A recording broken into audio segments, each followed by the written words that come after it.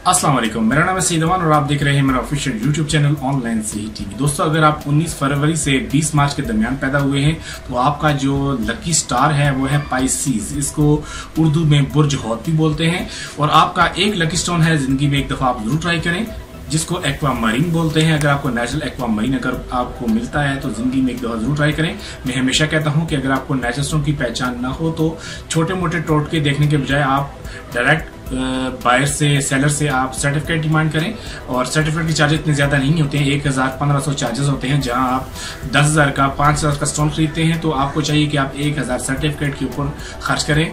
ये आप किसी ज्वेलर के पास जाने से बच जाएंगे, किसी दूसरे लोगों के पास जाने से बच जाएंगे कि फलां को टेस्ट करवाया तो उसने ये कमेंट किया। बेहतर है कि आप 1000 पे करें और सर्टिफिकेट डिमांड करें। तो आपका जो लकी स्टोन है वो है एक्वा मरीन। उम्मीद है ये वीडियो आपको अच्छी लगी होगी। मिलते हैं आने में नेक्स्ट वीडियो में। तब तक अपना ख्याल रखें। अल्लाह हाफिज़।